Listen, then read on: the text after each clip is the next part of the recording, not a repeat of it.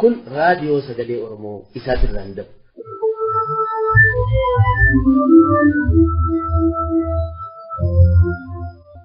كل راديو سجلي أورمو إسات الرندب راديو سجلي أورمو إسات تربانيت بيا سجي بيا كنتكا تكا سلاسا بيا خميسا تيجي بيا سنبتا تكا سبتي كوبي سمير دبرسو أما جلكا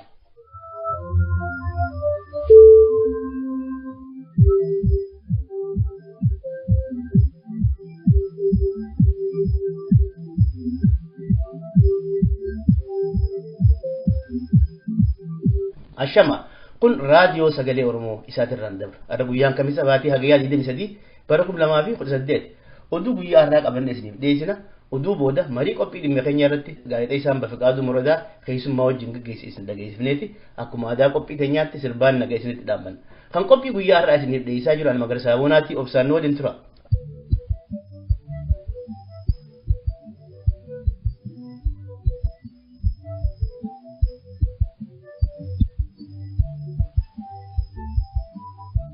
oduu guyyaa kamis arraa bulchiinsi magaalaa Finfinnee sakatta'insaa fi odiitii lafaatii fi qabeenya garaagaraa irratti taasisaa jiruun gamoolee gurguddoo dabalatee kanneen abbaa hin qabne hedduu sakatta'insaan argamne jechuudhaan dubbatan.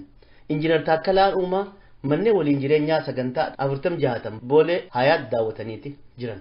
Itti aanaan kantiibaa bulchiinsa magaalaa Finfinnee Injiinar Taakkalaa Uumaa akkana jechuudhaan haala sakatta'insaa raadiyoo sagalee Ameerikaa damee afaan Oromootiif ibsan. Akkuma kakadhee hojii kana kantiibaa durarraa fuudheen ganama isaati kan garee 10 gurmeessinee magaalotatti bubbeessinu. Kutaa magaalaa 10 keessatti waan ajaa'ibaa ragaan kan ba'aa jiru gaafuma xumurame uummataaf ibsuun gaarii ta'a.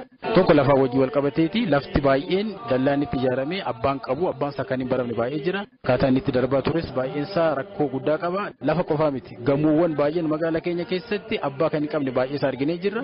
Lafa gamoo qofa doon ta'in immoo manneen kondominiyeemii mootummaan kanaan dura ijaarame matansa baay'een isaanii nama tokkoon baay'inaan qabamanii jiru kana hunda isaa adda baasnee sakattaanee jirra inni yeroo gabaabaa keessatti hin xumurraa fulbaana waggaa haaraatti hojiin jalqabne tajaajilli nuti lafarratti magaalaa Finfinneetti dhaabne bu'uurri isaa waa tokko qofaadha qabeenyi biyya keenya namatti taane lafadha lafti magaalaa mu baay'ee xiqqaadha baay'ee gatii qaalawaadhaan kan abbaa qabeenyaatiif dabarfamudha waggootaan dheeraa keessatti bulchiinsa magaalaa Finfinnee hannaaf kan saaxilamaa turedha akkaataatti investimentii kennamus akkaataatti dhuunfaa kennamus akkaataatti misoomaaf itti darbuttis baay'een isaa hannaan wal makee jira wanti gaariin akkuma hojjetutti ta'ee jecha deebisanii misoomsuu sagantaa jedhu jira sagantaan sun uummata magaalaa jireenya hawaasummaa isaanii kan haalaan qabatee misoomni sunis uummata magaalaa wal qabsiisee kan misoomee miti kanaaf innaa misooma yaannu waa'ee namaatti kan yaannu jireenya dhala namaa magaalaatti kan yaadamu malee gamoo qofa magaalaa keessatti ijaaruun qofaansaa gahaa miti akkasittiin isin amanoonni kanaaf misoomoo ta'e nama qabateetu misoomuu kan irra jiraatu haaromsa jalqabnee jirra haaromsa nuti jalqabne hooggansa irraatti kan jalqabne magaalaa irraa kaasnee amma kutaa magaalaa fi aanaalee guddaa jiranitti hooggansi sadarkaa bulchiinsa lafarra jiru siyaasa magaalaa keenyaa kan gaggeessaa ture walumaa qabne gama yeroo bal'aa fudhannee kan laalle rakkinni guddaan bulchiinsa lafaa fi kenniinsa lafaa hojii soo rifoormii kun kan jalqabu humna namaati hooggansa namaa raawwattoota achi keessa jiranidha isaan booddee lafti bulchiinsa lafaa kenniinsa lafaa kanaan dura ture odii ta'utu irra jira lakkaa'amuu irra jiraata beekamuu irra jiraata.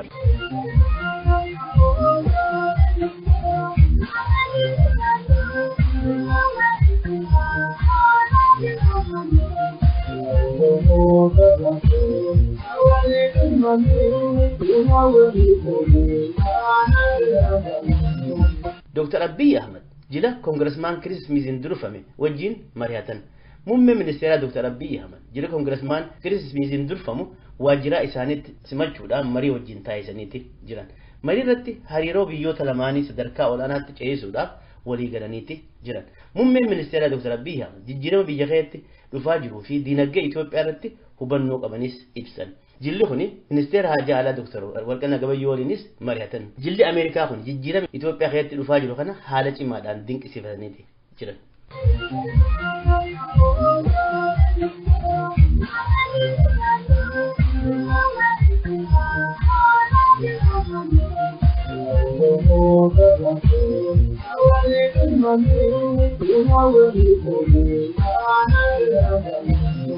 hojii gaggeessituun humna elektiriikii Itoophiyaa Injiinar Azeeb Asnaaqee Argoorraa kaafaman. Boordiin humna elektiriikii Itoophiyaa walgahii gaggeessaniin jijjiirama hooggansaa godhuudhaan Injiinar Azeeb Asnaaqee Argoorraa kaasan.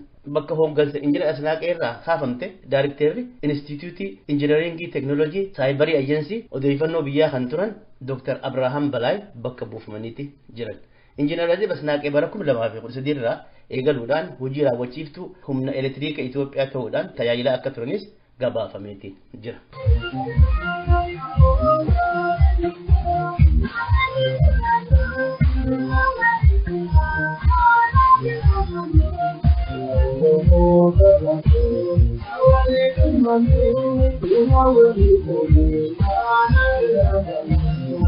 karaa biraatiinis Itiyoo Telekoom tajaajila kennuu irratti wayyoomisa taariif godhuu isaaniitis beeysan. Hooggantuun Itiyoo Telekoom aadde Fireewoot Taamiruu taarifiin ammaan dura dhaabbanni maamiltoota tajaajilaa ittiin kennaa turan humna maamiltoota tilmaama keessa kan galchee miti jechuudhaan ibsan. Bu'uuruma kanaan tajaajila bilbila sagalee irratti harka 140, ergaa gaggabaabaa bilbilaa irratti harka 143, intarneetii bilbilaa harkaa irratti harka 143 fi tajaajila intarneetii biroodbaandii irratti harka 154 hir'isuu isaaniitis ibsan.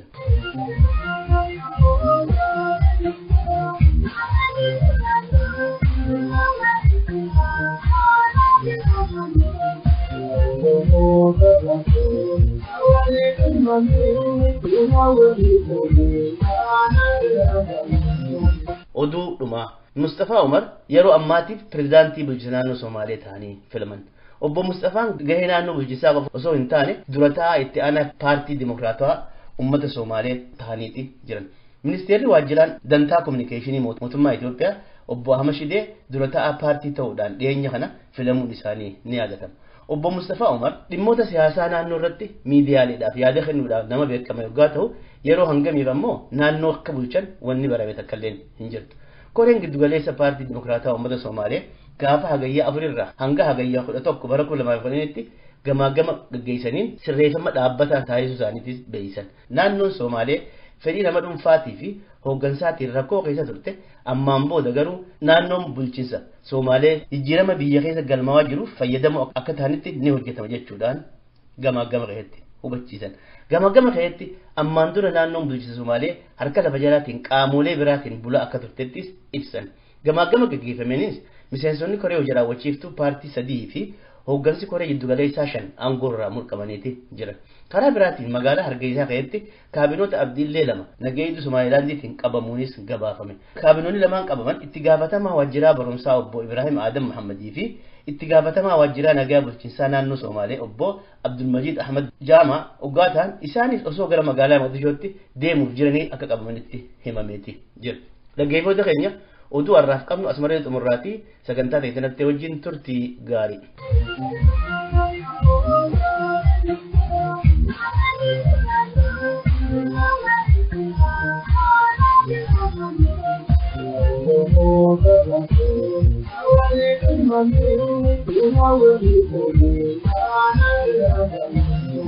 Dhaggeeffattoota keenya qophii dhimma keenyaa irratti Bafiqaaduu Morodaa haala akkanaatiin marii taasiseetii itti dhihadha.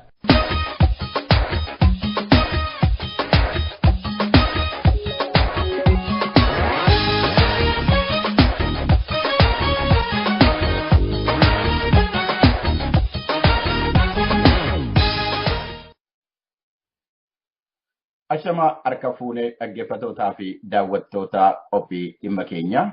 Qophiin kun isaatirraan kan isinii darbu qophii dhimma keenyaa jedhamudha. Qophiin kun afaan keenya dhimma keenya dubbata. Qophii kana irratti dhimma saba keenyaa, biyya keenyaa, naannoo biyya keenyaatiif addunyaa keenya ilaalchifne beektota keenyaa fi ogeessota keenya wajjiniin marii goona. Akkuma kanaan har'as dhimma saba keenya ilaallatu. Keessumaayyuu immoo dhimma mooraa qabsoo Oromoo ilaallatu qabannee dhiyaannee ijoo dubbii kanarratti keessummaa tokko wajjiniin as jirra. Sagantaa kanarratti Waayillikoo Magarsaa Boonaa naa wajjiniin jira. Keessummaan keenyaarraa Abbaa Anaajinaa jedhamu.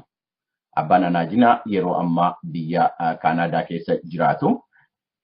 Akkuma beekamu yeroo ammaa qabsoonni sabni Oromoo mirga isaatiif gochaa ture sadarkaa adda addaa gulantaa adda addaa irra darbee sagantaa amma immoo gulantaa biraa tokkorra ga'ee jira. Akkuma hundi keessan beektanu yeroo ammaa kan amma ammaatti qawweedhaan bilisummaa saba Oromootiif gonfachiisuudhaaf lolaa ture addi bilisummaa Oromoo qabsoo isaa karaa nagaatiin geggeessuudhaaf murteessee kanumarra deemaa jira. Egaa kun yeroo ammaa sabor dhufu hin beeknu waan dhufuu danda'u. Ammaa fi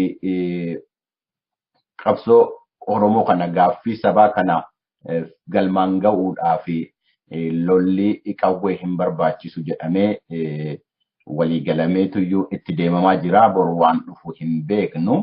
Egaa wanti dhufee as ga'e kuni waggaa 40-50 booda dhufee as ga'e kuni bakka itti ka'ee qaba. Sababa itti ka'ee qaba. Achii ka'eeti gaa as kana as ga'e. Keessummaan keenya har'a abbaa anaajinaa qabsoon Oromoo kuni bilisummaa Oromoo kuni naaf godhamaa jiru kuni bakka inni ka'ee jalqabanii nama keessatti hirmaannaa gochaa turanidha. Nama seenaa qabsoo Oromoo keessattis immoo beekaman umurii isaanii guutuu achuma keessatti dabarsanii jechuu hin danda'ama. Kanaaf egaa qabsoon Oromoo eessa ka'ee eessa ga'ee waan jedhu irratti turtii gabaabaa wajjiniin goona. Caalaa isaa immoo waa'illi koo Magarsaa Boonaas immoo qabsoo Oromoo kana keessatti innis umurii isaa guutuu jechuu danda'ama nama dabarseedha. Ana caalaa waa'ee seenaa sanaa beeka.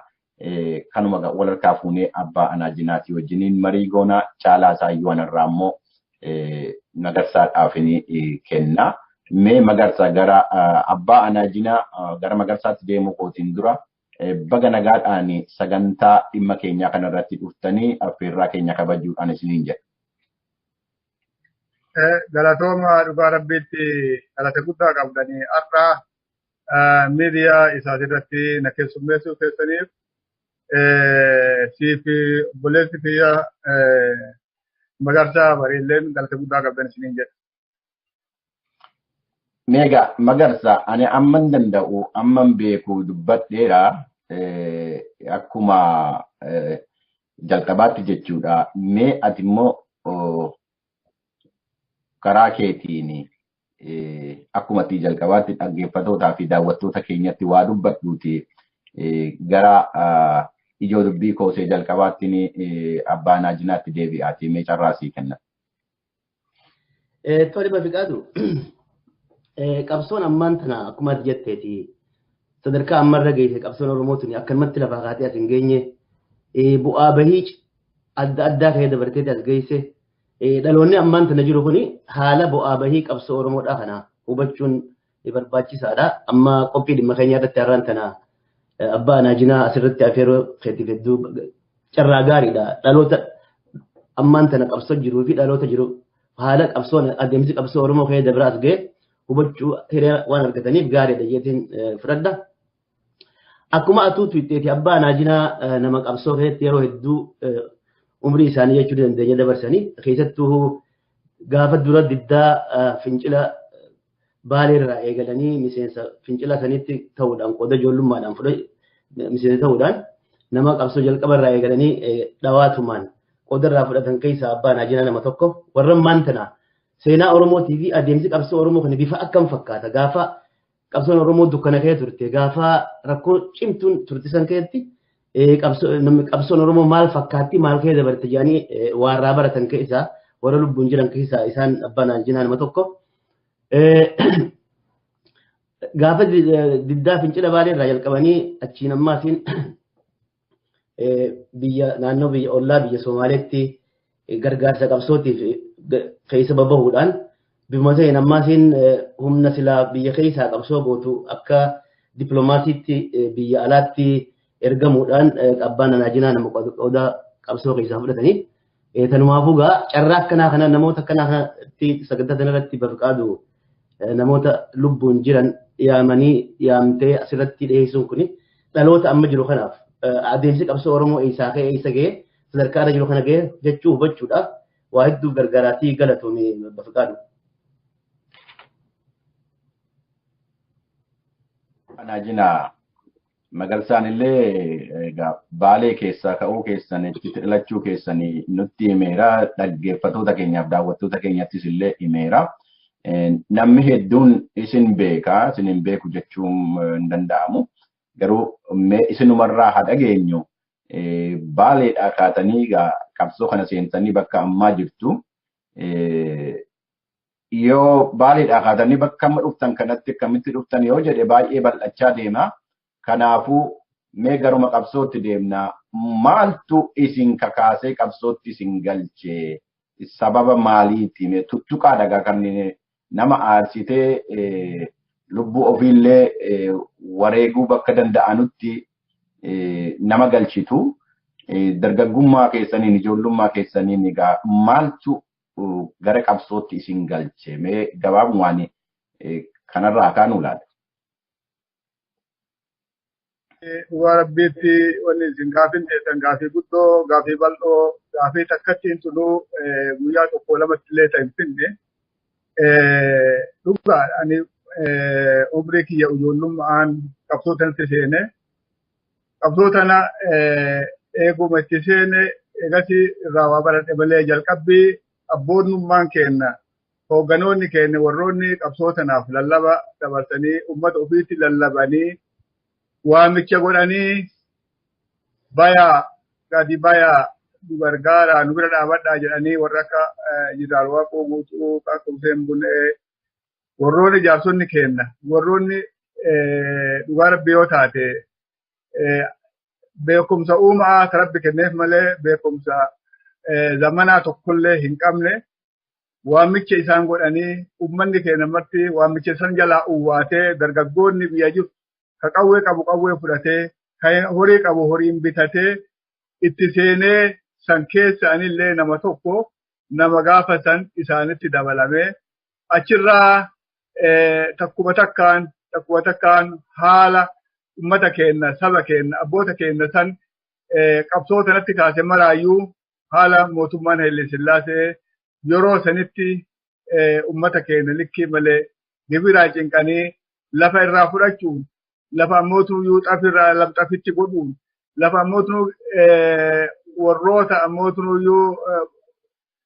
warroota gurguddaa isaanii mootummaa isaaniirraa jirurraa lafa qalaa dhibeeqan ummata irraa kaasanii kennuun kanatu ummata keenya bakka tiriifatanii fi bakka qotatan itti rakkifnaan qabsoo malee wanni nu baasaa hin jirtu haa laafannu haa jabaannu waan ofirratti namni mormachuu qaba jedhanii abboonni keenya gadi bahanii waan ulema qabanii fi qawwema harkaa xixiqqoo qaban saniin gadi bahanii jalqabni sun dhugaa rabbiitti jalqaba guddaa tahee eegasii gandi ollaa kennalleen akka gaariitti irratti zamana san keessatti jalqaba irratti nu gargaaranii waliigalatti yoo dubbiitan yoo irra utaalle malee dubbiin hin dheeratti yeroo gabaabduu keessatti finqilli kun guddaan yookaan ibiddi qabsoo bilisummaa Oromoo ka Baale keessan dhoo'e sun amata 3 keessatti 4 keessatti Baale guutuun bilisoomtee dhuunfattee harka keenyatti deebitee gara bayaatiin waaben gara Hararitti achi ceetee gara Arsii Diida'aatti ceetee gara Shaashammaneetiin Shawaa seentee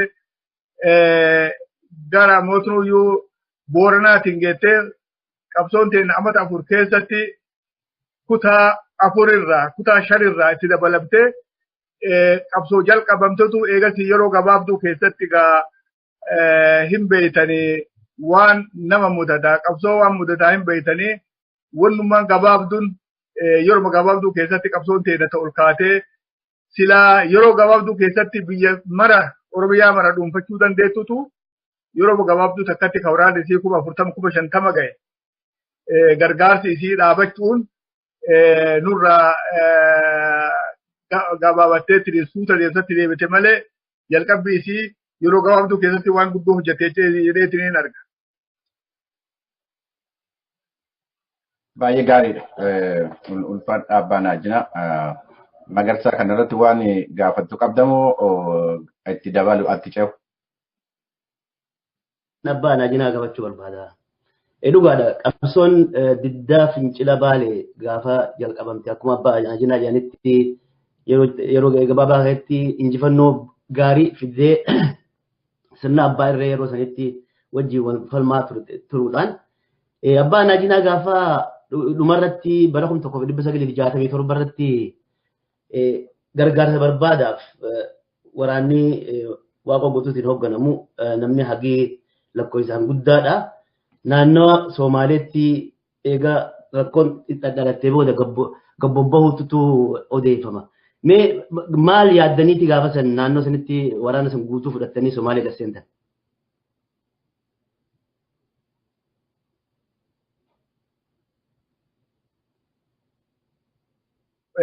Loltuun ammoo tunuyyuu waraana keenyarraa itti dabalamtu heddummachuun namni gara 10,000 olii mooraa duuda duubaa taa'etiin warri kun ammoo lolatti bobba'uun warra ammoo tunuyyuu gara 10,000 olii sun duuda duuba taa'etiin qawwee dhabaaf heddummaannan wanni yeroo san hooggannoonni nuu filan akka dafaniitiin biyya Soomalee deemnee gargaarsa argannee as deebineetiin uummata keenyaa fi waraana keenyarraa osoo xiyyiitiin irraa dhufne dafnee deemnu jechaaf waraana 10,000 fudhataniitiin Jeneraal Waaqoo fi Jeneraal Hussein Buneelleen akkuma hidhaatti yeroo takkatti magaalaa Luuq jedhamtu bakka sanitti waliin akka hidhaa ammoo tunuu dhugaa rabbi yoo taate namni 150 isaan dura dhufnee magaalaa Luuq sanitti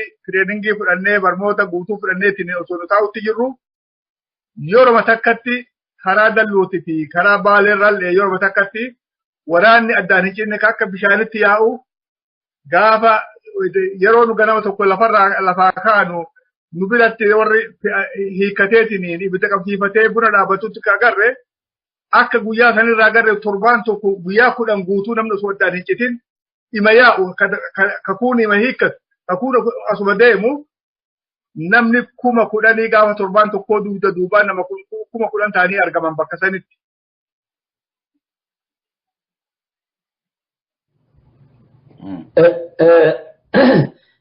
Abbaa naajinaa eegachi geessan booda Luuq eega geessan booda isin gargaarsa barbaadaaf biyya Somaaleetti gabbuutan maaltu isin mudate gargaarsa argattan moo maaltu isin mudate eegachi geessan? Dhugaa rabbiitti dura dursoo nu gargaarsa takkaa achiin dura amata afran kana takkaa gargaarsa addaan hin cinne namni 200 dhaqu qawwee 200 fudhatee galaa qawwee 500 fudhatee galaa namni 1,000 dhaqu qawwee 1,000 fudhatee tuban gala namu qawwee takkallee osoo hin dhabne galaa ammoo gaafa kana waan ta'e hin beeynu mootummaan Soomalee sodaa itti mul'ate biraan ministeera isaanitti nutti ergamee bakka sanitti nutti dhufeetiin magaalaa Luuqitti Abdulrazak Haji Hussein jedhanii namni sodii nama dhiyoo tana kunoo biyya Ameerikaa irratti du'e dhufee haasawa dheeraa nu godhee dhugaa rabbiitti dhufa keessa irrallee gammachuu guddoo qabna. Baga dhuftanii ammoo wanni nu dhiqu irraa sodaa qabnu nu nama humna hin qabne nu akka Soomalee mammaayitee akkana jettii jedhe. Lakkuun jaalalaa wal ol fuutetiin humnaa waliin lafa dhooyti. Nu amma dhugaa rabbiitti jaalalaa yoo taate isin jaalannaa ofitti isin qabnaa isin gargaaruu barbaannaa ammoo humni teennatu nutti hin dhiifne nuufi isinillee humaa waan addaan hin jirru qabnu.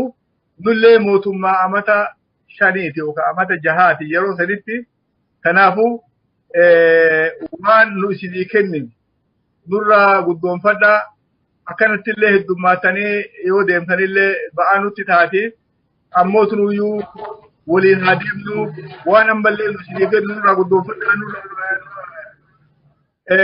nu guddifadhaa kanaafuu gargaarsi isinii kennamaa nagatti nu jiraadhaa nu bira jedhee nu bira deeme torbaan tokko duubatti nu nama 10,000 saniif qawwee 500 kenninee jechatu oduu nu bira geesse. Achitti qalbiin nu cabtee dhugaa rabbi yoo taate waraanni keenya gara 20-30 kan biyya keessaa lolaa jiru. Uummanni kun ammoo halkanii guyyaa lolaa jira xiyyiitiin irraa dhumaa jirti. nu ammoo sunu sila dafneetiniin waraana sana osoo isaan xiyyitiin fixanne itti ol deebi'u jarjaratti jirraa bakkeen itti qabsoon teenna tasilaa yeroo gabaabduu keessatti bakka geettu mootummaan Soomalee mataan yookaan yaadni isaanii xiqqoo jijjiiramee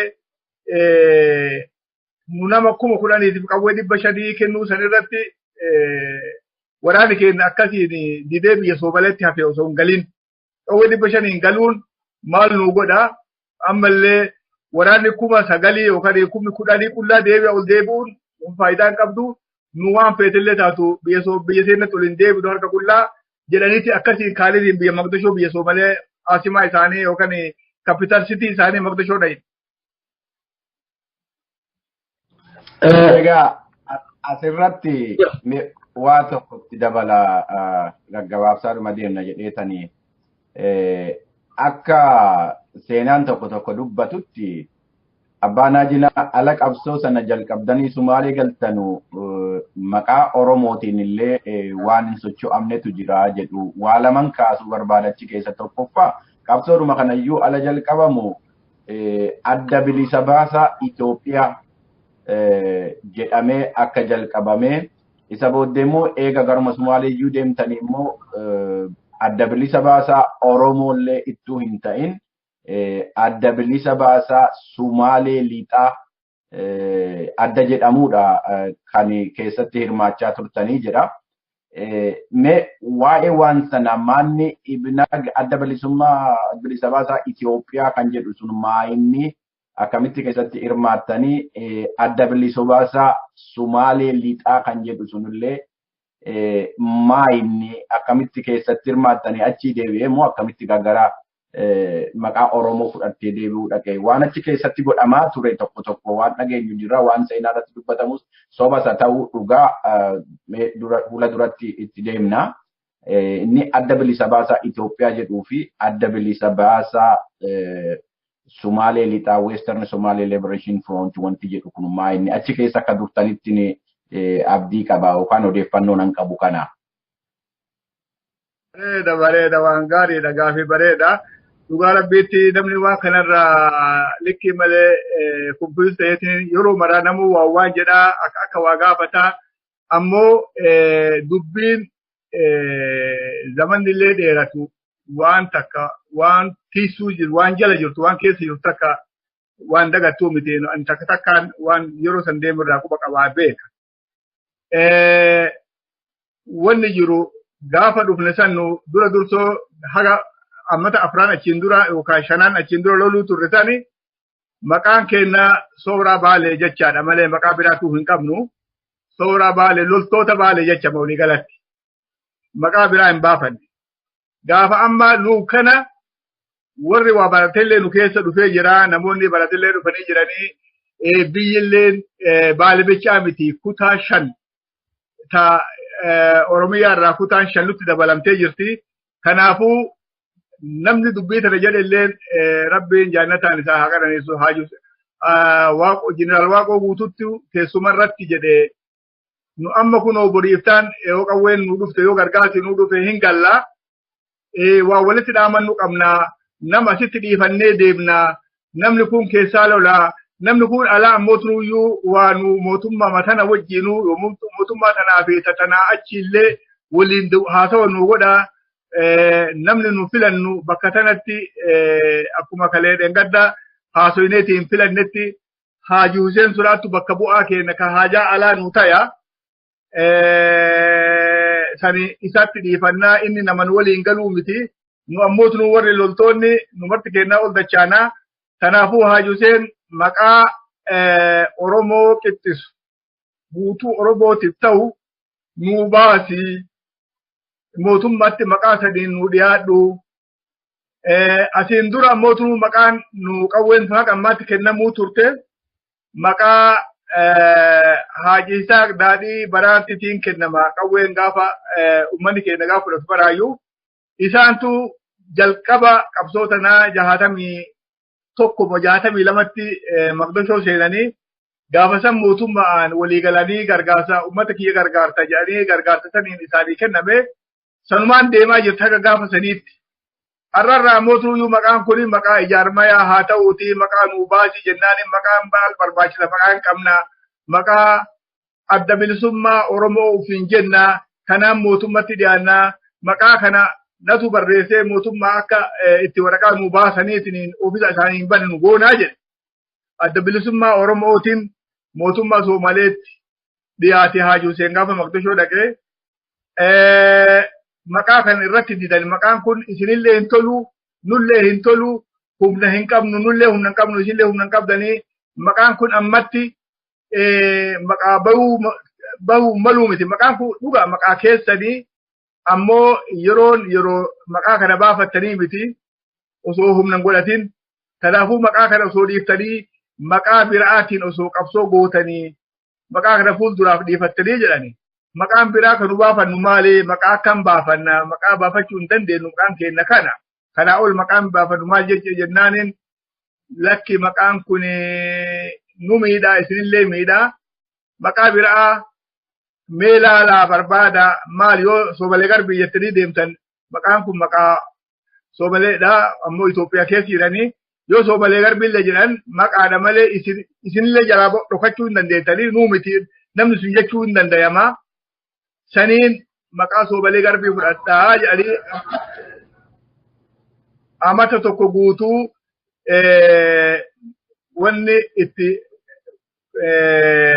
mootummaa Somaleetiin wal mormuu turre nurraa fudhatuu turaniitiin nullee ammoo duruu isan malee itti dinne maqaa keenyarraa buunee maqaa biraan fudhannu ammoo irraa maayyarti eega amata tokko guutuu wal moromne duubatti malli dhabame maal goonaa jedhanii wal gaafatanii waan isaan jedhan kana fudhachuu qabnaa qabsoon teenna waraanni keenya ka biyya keessaa qawwee xiyyiitii fixatee jira kaasiillee kunoo magaalaa sana keessa guutee taa'a yoo ammoo maqaa kana fudhattan waan isin gargaarannuun jedhanii kanaafuu maqaa kana haa fudhannuuti ammaa fi wani goonu jirtu isaantu humna nurra qaba itti haa fudhanneetiin qabsoo teenna dhaqqabannuu jedhan.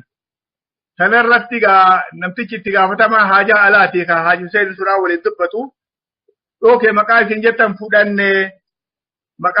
fudhanne Somalee garbiin fudhannaa gargaarsa nuu kennaa jennaanin dafa'aati osoo gargaarsa dura ofiisa birachuu qabdan maqaa kanaan taabbeellaa ofiisa irratti barreessuu qabdan telefoon seensisuu qabdan biiroo boksii qabaachuu qabdan kanaan duubatti natti dhuftanii gargaarsa isinii akka kennamu godhaa jedhe. Kana goonee isatti deebi'an malee jaarsi Haji Hussein Suraa isaanitti deebi'ee dhugaa rabbi yoo taate ani Somaleen teenya yookaan mootummaan teenya waan isin gargaartu ammallee hin qabdu isinii gargaarsa bakka hubaan qabnuu jedhe. Maal maqaa kana fudhadhaa? Maaliif jettan akkamitti maaliif nu jettarree jennaaniin ammoo nu isin gargaaruu hin dandeenyu bakka gargaaramtu isin gargaartuu beeknaa mootummoonni Arabaa ambaasaadarri isaanii kan magaalaa tana jiru kun hedduutu kun magaalaa tana keessa jira waraqaa bal'aa barreessii qabsoo teessan waan taateefi rakkoo ammoo mootummaan Itoophiyaa isin itti jirtu san ibsa godhiiti qoodii fi jarri kun osoo mootummaa isaanii hin dubbifne na dubbisanii na gaafatanii maali jarri kun naan jedhanii jarri kun ummata qabsoo irra jiru ummata mootummaa gabrummaa Haile Sillaasee jala jiru ummata san ummata gargaaramuun barbaachisu gargaaraa jedheeni itti hima deema wadhaa jedhee dhugaa rabbiitti torbaan tokko keessatti waraqaa itti ajusee waraqaa itti qoodee gaafa baatii sadihi waamichi biyyoota Arabaarraa nu dhufe biyya Arabaarraa dhufe maqaa saniin biyya Arabaa deemne nu maqaa Somalee garbii saniin gargaarsi kenna gaafanne maqaa saniin nu dhufe ammoo turuyyuu mootummaan Somalee gaafa irraa maayyii gargaarsi nu dhufe san ammallee Haji Hussein itti deebi'ee akkuma duraanitti dhugatti waan isin nu jettan dheengadda dhugaa taate mootummoonni Arabaa 12 afur nu deebisa nu kennite waamichallee nu ergite arganne amma hin deemna baasaboorte maafi tikeeta nuu kennaa jedheetiniin bira ministeera haajaa alaa san gaafate. Jennaanin shartii deemsaa beeytu baasaboorteen kennina tikeeta illee isinii kennina shartii akkaataa haala itti deemsaa beeytu nu jedheen maali haalli deemsaa jennaani yoo Oromoon nama 4 taate Soomaleen nama 4 ta'uu qabdi waliin deemuu qabdanii jedhan. Maali isin asiin dura Soomalee fudhadhaan nun jenne amma haqa ammaatti Soomaleen nu keessa hin jirtu. Nam tokkollee nam Soomaleen nu keessa hin jiru. Maqaa fudhadhaa jettan malee nama fudhadhaan nun hin jenne. Akkamitti akka nun jettan irra jennaan lakka akkasumalee hin taatuu jedhe. Maarree ani uummata kiyyaan mari'adhaa jedhee achirraa deebi'ee uummata keenya walitti qabeetiin itti hime akkana nun jedhanii maal malli jedhee gaafate. Warroonni namuu ija nama warra bayyanatee jira. Namoota keenya jira warra magaalaa Maqdishoo keessa jiru. Ka akka Abdullahi Lungo, ka akka Muhammad Umar, namoonni hedduutu biyya san keessa zamana Xaliyaanii kan dhufe achi jira. Haala biyyaa ka beekan, akkaataa biyyaa ka beekan. Dubbii tan dhageennan dubbiin gabaabatte homaa takka illee hin rakkatinaa. Mala biraattu jira. Nu baasaboorti illee osoo mootummaan hin gaafanne osoo namtichi amma jetti kana hin gaafanne baasaboortee baasuu dandeenya. Tikeeta illee muruu hin dandeenya. Viiza illee sii baasuu hin dandeenya. Karaa saniin baataa homaa abshir jedhi saniin firraa dagadhaa dhiisaa itti jedhanii waan maqaa fudhanne nama ittiin dabalannu nu akka biraatti baana jedhanii torbaan lama keessatti baasaboortee fi tikeeta fi viiza illee baasanii fi Haji Hussein biyya Arabaa deeme. Biyya Arabaa gaafa deeme Suudii seenee Suudiirraan Masri dhaqee Masriirraan Iraaqiin dhaqee Iraaq gargaarsa guddaa qawwee 10,000 gaafa san nuu kenname. Suuriyaalleen mana barnoota mooraa barnootaallee nuu bananii gargaarsallee nuu kennanii Kuweetillee deebinee Kuweetirraa Adan dhufne Adanittillee oofisa banannee Soomalee garbii karaa saniin nu waliin deemtee biyya Arabaa dhaqxee maqaa sun jechuu barbaadeetti.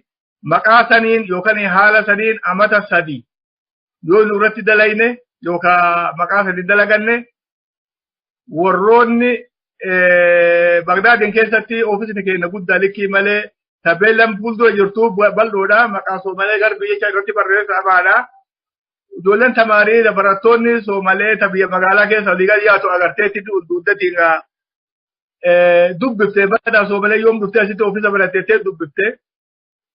Wayitasiin ol seentee waliin dubbattu uummanni tokkollee warra gurraacha malee ammoo afaan Soomalee hin beektu ijoolleen teennata biyya Arabaa jirtu suni. Dhaqanii safaaratti himanii maali uummata Soomalee ofiin jedhu afaan Soomalee hin beeknetu oofisa baratee as jira. Akkam quba qabdu jedhanii gaafatanii. Hin dhageenye eessa jedhanii gaafatanii safaarallee dhufteetiin haala karaa fi beeytuun jala deemtee laalteet akka Soomaleen ta'in akka namni kun namoota biraa ta'an arganiif mootummaa ofiitti barreessaniitiin namoota maqaa Soomalee garbiitiin oofisa Suuriyaattillee banatee Iraaqittillee banatee Kuweetii fi Adanittillee banatantu jira. Amba tana quba qabdu maal hambittu ni jedhanii gaafatan. Wayita san beekan akka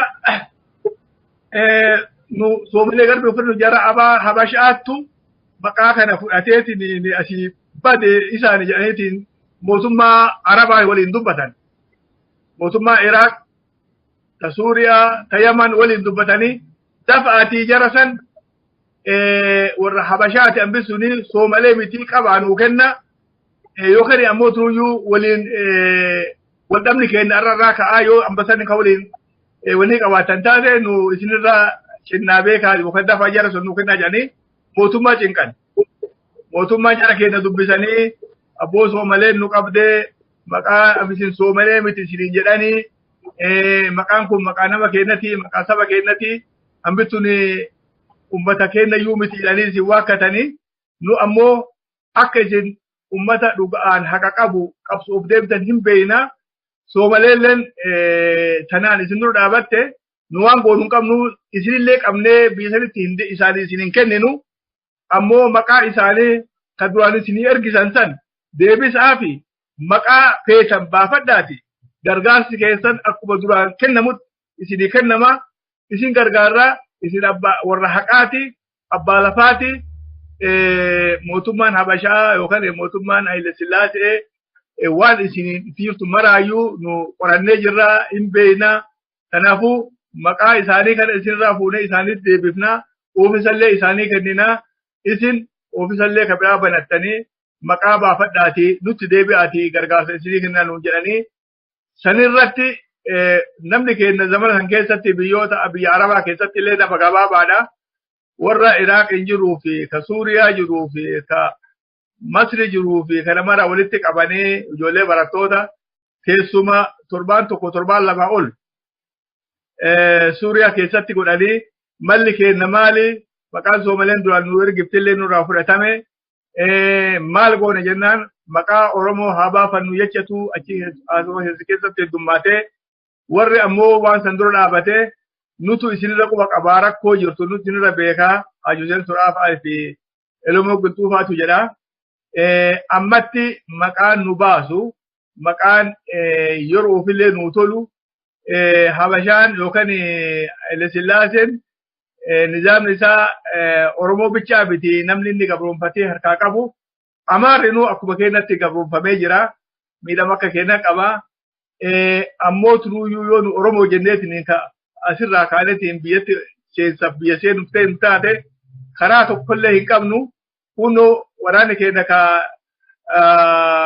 jaarraa abbaa gadaa waliin adanirraa fe'ateeyyuu kun Soomalee keessatti qabame Soomaleelleen diina keenya nun dhiiftu karaa Jabuutilleen seenuu hin dandeenyu karaa Anfarilleen seenuu hin dandeenyu Tigreelleen sanumaa seenuu hin dandeenyu kanaafuu maqaa qixxisaa nullee keessatti tiifamuu dandeenyu ummanni Itoophiyaa martuu rakkoo keessa jira maqammaan Itoophiyaa yoo jenneeyyuu maaltu bada wanni qabsoo teenya nu jabeessa malee nurraa laaffisu maqaa Itoophiyaa National Front baafachuu barbaanna jedhanii isaantu dhiyeesse ummanni irraa fudhatee maqaa saniin dalaguu turre yeroo gabaabduu yookaan yeroo haga gaafa 71 irraa ka'ee haga gaafa 78 maqaa saniin hojjechuu ture. Baay'ee hedduu magarsa kanarratti waa qabda akkam. Gaafii takkaan qaba hedduu dheertullee miti isaanuu qajeellotti keessa bahanii abbaan ajina gaafa dhaaba saboota Itoophiyaa bilisa baasaa saboota Itoophiyaa jettanii uummataa wajjin mari'attanii murteessitan booda namoota biyya alaa jiran keessattuu warra akka biyya Awurooppaatii fi kan jiranii fi warroota siyaasarraa wada fudhachaa jiraniin qunnamtanii jirtu gaafatan. Qunnamnee jirra warra biyya Awurooppaa barattoota Awurooppaa ta jirtu isaanii ta Faransaa jirtuu fi ta Barliin jirtu wal qunnamnee jirra. Nu itti gaafatamaa isaanii isaan kaama maqaa kitaaba afaan Oromootiin baasisan maqaa inni Oromoo kaa'isan innis maqaan isaa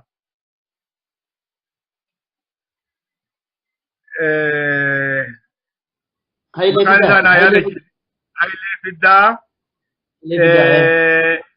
isatti itti gaafatamaa yookaan iddoo ta'an isaanii isaan akka gaarii wal qunnamnee nu quba qabanii waan nu jenne sanirraa gammadanii namni maqaa jechi yookaan baale yookaan boole jedhan achirratti lallabame gaafa san lallabame yoo gala yoo jedhan yookaan baale yookaan boole ka jechuun sun gaafa san achirraa biyya Jarman sanitti maqaan kun bahe Haile Fiddaa quba qabaa yaada keenya san osoo qabu heddumaan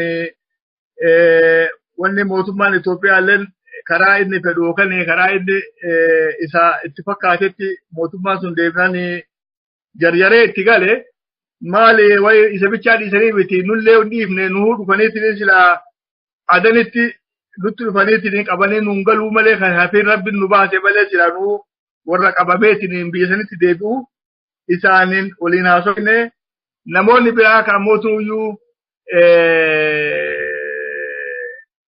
Tigreetu nutti dhufe warri Tigree ka jalqabbii qabsoo bilisummaa isaaniitiif gabbayan warri Awurooppilaa fuudhetiin Finfinneerraa Jazaayiritti Aljeeriyaatti buusanii achirraa gadi dhiisanii Awurooppilaa gadi dhiisanii biraa deemanii achi nutti dhufanii alanitti maqaan isaa durataa isaanii san Birhaanuu Walda Masqal jedhan sun illeen eeguma Itoophiyaa National Front maqaan akkanaa baname nu wanni maqaa duraanii maqaa Tigreetiin baafachuu ijaaramuu hennaa ammoo maqaa keessan kana yookaan Itoophiyaa National Front irra wanni gaarii hin jirtu maqaa kanaa isin dabalama jedhanii haasawa waliin jalqabne jedhuma kana lamaanii guruubii lamaan waliin wal agarreechuu barbaade walii galatti. Gaariidha. Asumarratti egaa akkaataa adda bilisummaa Itoophiyaa suni maaliif fiixaan bahuu dadhabee akkamitti dhaabbatee waan jedhu boodeedhuma haasaa keessa nutti himtu. Inni adda bilisa baasaa Sumaalee bahaa Sumaalee galbeessi suni kaartaan isaallee kan qophaa'ee isiniif kenname Oromiyaa mara bakka Oromoon jiru hunda waan haammatu miti. Achi Awaashii gadi Baaleedhaa gadi gara Baaleettis deemee amma Sidaamaatti deemee itti kan haammataa ture. Booddeellee bara dhiyeenya kana keessa mootummaan Ziyaad Baaree gaafa Itoophiyaa irratti waraana banu sanallee Sumaalee gudditti jedhanii kan ittiin dhaadachaa turan kaartaadhuma sana fudhachuudhaani dhugaa dubbachuuf akka yaada kootiitti jechuudha. Meeshaadhuma jara abjuu jaraatiif isinitti fayyadamaa turanii laata waan jedhuun qaba. Meegaa isa booddee akkamitti inni amma mee asumarratti waa tokko isinii kaasa. Ala Sumaalee galbeetti sana jettanii achi keessatti gurmooftanii sosocho'aa turtan sana namoonni immoo maqaa Oromootiin qabsaa'uudhaaf biyya Sumaaleetti galaa turanii hidhamaa gidiraa argaa gaaddu'aallee turanii waan jedhutu jira. Maqaa Oromoollee hin kaasinaa jedhu turani warri Somaalotaa wanti jedhamu. Kanaaf Oromoonni wareega kaffalan maqaa Oromootiin socho'uudhaaf achi galanii jedhanii didanii Oromummaa keenya malee jedhanii rincicanii sababa itti du'anutu jira, sababa ittiin hidhamanutti rakkatanutu jira jedha. Waan jedhutu jira. Mee kanarratti abbaan Haajinaa waan yaadattan qabdu kan maqaa Sumaaleetiin hin qabsoofnu nuti. Oromoodhaaf qabsoofna malee waan jedhaniif namoonni gatii kaffalanii akka jiran dubbatama. Mee kanarratti gabaabaadhaan waan yaadattan qabdu? Soomalee garbiin tuni baatii jaallee nu waliin keessa hin dabalinu baatii sadii keessatti waraqaan nu dhufee eega baatii sadii duubatti Soomalee garbiitiin wal quban qabnu nu biyya alaa jirra. Warra biyya keessa jirullee amata hin geenne achirraa kaaniitiin Oromoo abboo jedhanii baasanii malee Soomalee garbii keessaa ba'an isaaniillee Oromoo abbootti jijjiirame. Maqaan kun yeroo dheertuu hin deemne ammoo turuyyuu wanni maaf jedhanii fi wanni waliin dubbanne wanni takkallee hin jirtu mootummaa Soomaaleetiin wajjin. Yoo eeganu biraa deemne warra achitti haffisan wajjin waa godhaniitiin waa wal ta'an malee ammoo namni sanirratti illee wal ta'een tokkollee akka waan hin jirreetti beekanii dhugaadha. Maqaa Oromoo uummanni keenya kan jiru sun martinuu hin barbaada. Ammoo Soomaleen hin barbaadu nama waan san jedhu Soomalee diina itti ta'e malee waa uummata Oromooti miti. Gaafa Soomalee maali OLF dhufaniitiin achitti oofisa banuuf yookaan bananiiyyuu waraanni Jeneraal Waaqoo guutuutiif Hussein Bunee yoo xiqqaate gara nama 10,000 biyya sanitti uummata ta'eetiin jira. Uummanni kun waraanni kun OLFin maqaawota namoonni Kuuriyaa dhaqaniitiin barnoota fudhataniitiin dacha'an namni tokko nama 150 kan itti gaafatama qabu warra Soomalee Oromoo abboo jedhu sanirraa waraanni kun waraana isaaniiti isaan jalaa fuudhee warra OLFitti geessee ani kunoo waraana nama 150 ka Oromoo Abboo jedhu keessa jirra. Waraanni kun martuu waraana keessanii nu fudhadhaa nu karaa dhabne maqaan isin deemtanii maqaa nu barbaannee argachuu dadhabne sani. Kanaafuu nu fudhadhaa jennaaniin warri OLF hin fudhanne uummata san ofirraa ari'anii. Eenyu isin jedhin waraana barbaanna jedhanii ofirraa deebisanii waraanni sun salphatee warra duraa waliin jiran biraa deemanii warra bira dhaqanii dhabanii rakkoo akkasiitu isaan qabatee yoo xiqqaatti gara baatii 6-7 jaarsummaan ummanni isaan lamaa jidduu fixee waan akkasiisantu jira namni keenya akka jiru Oromoo maqaa Oromoolee baafachuu hin barbaada Oromoolle ragaan sanii dubbii takka jira ta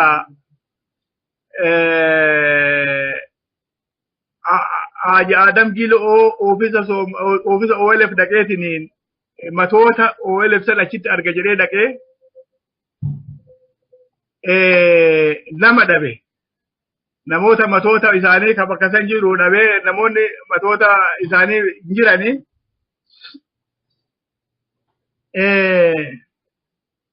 waa hedduu itti dhaabee gurbaa ofisaatti nama tokko dhufee wal agarraa waan nu dhabe nama harkaa qabu garree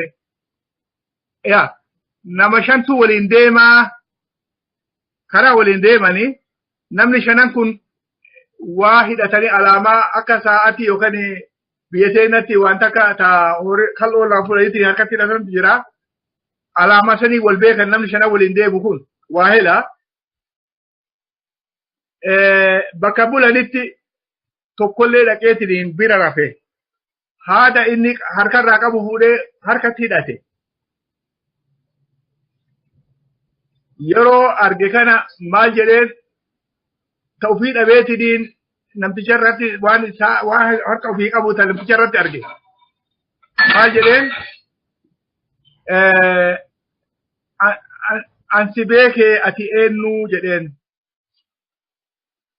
ansi beeke anhoo eenyu jedheen kana naati ma jedheen dura ta'a keessanitti jechuun isaa nu waan kana barbaanne dhabne isin akkamitti maqaa kana argattaniitiin dhuftanii an isinuma na beeka nu beeka jechuu barbaade walii galatti akkasanii namni keenya takka fedhii maqaa biraa fudhachuu hin barbaanne ammoo turuyyuu wanni isa giddi wanni maqaa giddii itti godhaniitiin baachisanii deemaniin humna itti qabanii baqatanii biyya isaanii jiranii dhagahuudha malee namni fedhiin waan san godhe hin jiru namni maabillee ammoo katabeetiin waan amma isin jettan kana jaruma duraanuu jara mataa jaraa keessa jirti wanni amma deemaa jiru yookaan amma jedhamtu takuun hawaashii gadii sun waan duraanuu mataa abboota isaanii keessa jirtutu dalagarra oolchuuf jedhan malee haga ammaatti illee deemutti jirtu sanuma miila kanallee amma biyya keessaa deemutti jirtu wuma isaan mataa isaanii keessa jiraatantu oofatan malee waan nurraa kaatee gara keenya walii itti galleetti hin goone hin qabnu nu sanirraa ummanni keenya qulqulluu jira jechuu barbaade. Tole. Magarsa waa kana gabaabaa waan itti dabartu qabda? Akkamma abbaan ajinaa jedhanitti Somaalee jecha Somaalee dhihaa jiru kana Somaalee lixaa Somaalee garbii jedhaniin kana namni dura maqaa kana jaarmee kana maqaa kanaan maqaan akka fudhatan fudhate jara Oromoodhaa keessattuu itti gaafatamummaa Haji Hussein Suuraa ta'uudha abbaan ajinaa tuqanii ammoo boodarra Somaaleen yaada kana waan qabduuf jecha babal'ifannaa dachiidhaaf waan qabdu Somaalee 5 gudditti yani Somaalee guddoo jaaruudhaaf sagantaa waan lafaa qabaniif akkam abbaan ajinaa jedhetti yoggaa isaan bobbaa silaa gargaartan biyya alaa deeman nama walqixa nama 4 nama Oromoo irraa nama 4 nama Somaalee irraa kan adda jedhanii garaagarummaan isaa jedhu dhufte amma sa'aa xiqqoo hedduun qabnuti gama waan amma yeroo ammaa jirutti mee fuula deeffannee gaarii bafqaadhu. Wantu yeroo ammaa jirtullee waan dheertuudha fakkaatti.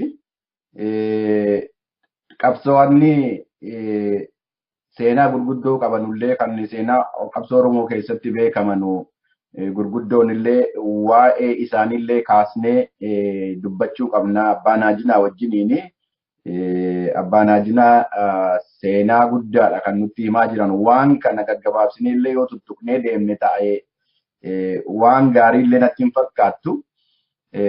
Waa'ee Elemoo Qilxuu dubbachuu barbaanna. Waa'ee qabsoon Oromoo har'a laggaa illee kana dubbachuu barbaanna.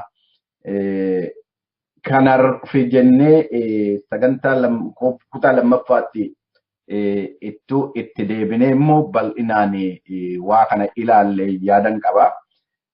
Kanaafuu isa har'aa kana marii keenya har'aa asuma irratti dhaabne dhaggeeffattoonni fi daawwattoonni keenyallee ittuu hin dadhabin seenaa kana hordofuu waan qabanuufi guyyaa tokko immoo fudhannee sagantaa ittaanutti kutaa lammaffaadhaan yoo itti deebine olaata kana natti fakkaata.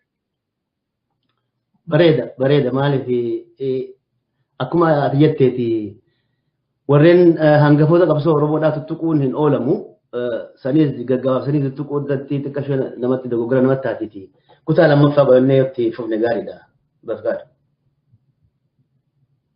Ulfaadha Abbaa Naajinaa isinis dhiifama gaafachaa dhaggeeffattootaa fi daawwattoonni keenyas waan nu hubattanuu fi waanuman sila dubbadhee fi sagantaa kana kutaa lammaffaatti itti deebina. Har'aa fi waayillikoo Magarsaa Boonaa akkasumas egaa keessummaan keenya lammanii immoo Abbaan Naajinaa isinin galateeffadha. Egaa sagantaa keenya isa ittaanu irratti immoo kutaa lammaffaa itti deemna. Har'aa waa'ee Sumaalee Galbee kana waa'ee adda bilisuu babbaasaa Itoophiyaa jedhamee dhaabbate kana kakaasnee waa'ee Oromoo Abboollee akkatti ijaarame kakaasnee as geenyerra kanumarraa ittaannee immoo sagantaa keenya isa dhufutti immoo isa hafe itti fufna. Ammasitti bakka jirtanutti fayyaa ta'aa wal kabajaa nagaatti isiniin jenna sagantaa keenya sattaanutti.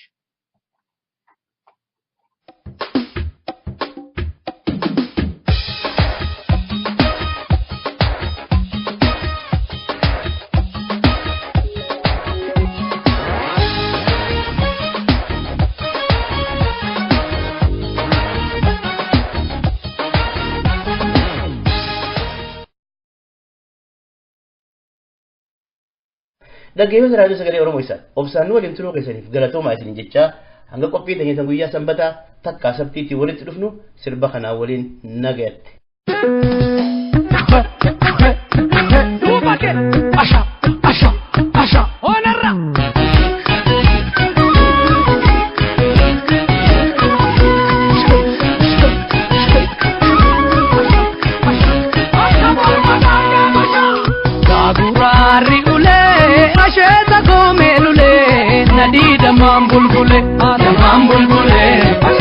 Damam bulbule, ya farasoti ya wo jalali kenya do nurra karabule, karabule.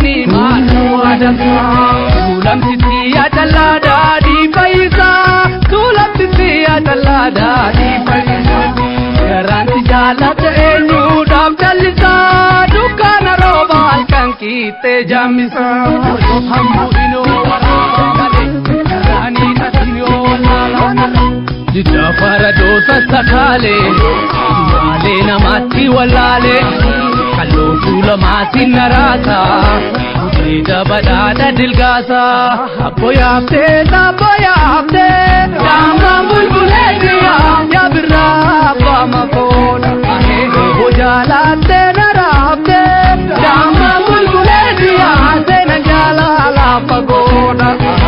Kamjirtamo bishoftu Dama bulbulenia Bojola barte adama Padoni nura ela Dama bulbulenia Natidami zivanama Diliti maki kawari lonoru Adalo wani boni da oboru Sandafa bakele kachafe donsa Duzre gumbisu sumasawa osa Warrigun, hey, warrigun, warran, hey, warrigun. If karakalu labe, ufe manasi labe. Warri abebe tufada, warri tisani tufada. Warri abebe tufada, balbal lisani tufada. Tirti shiboda mare. Otu keso dare Faru pareda irra Inta daya sabra Faru pareda irra Inta daya sabra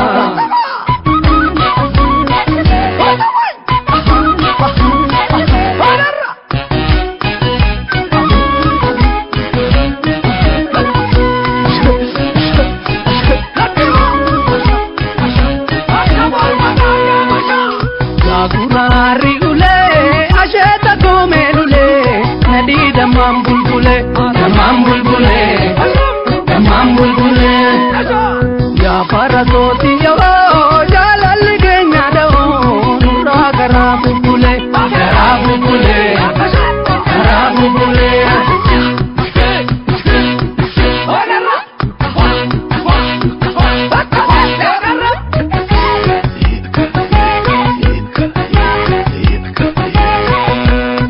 lunjige dubda wi se nazarda lunjige dubda wi se nazarda Kabara itimaktu ege barda Babuni ranchi tuada na to adda Salal siti hailu raga sadache Salal siti hailu raga sadache Gadame sahada singe tu sitalche Dibanka bambe kada pate opulche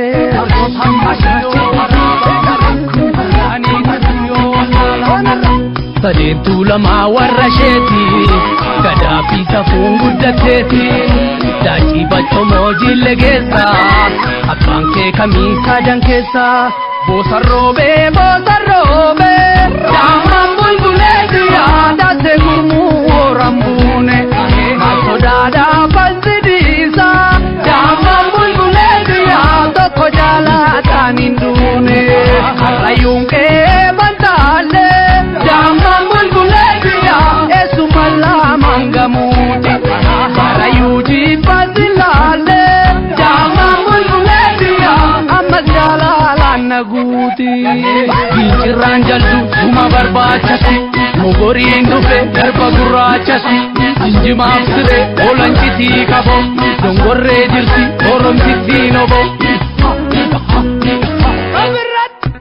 Warri kun, hey, warri kun, warran, hey, warri kun Karra koree shammakee warri eessa dhaqee Dur Finfinnee ba'anii Tufaamu naannabanii Dur Finfinnee ba'anii Tufaamu naannabanii Karra qirxii Finfinnee Wanti deddeebiin dinnee Yaa raddaa gullallee Nafuu siftuu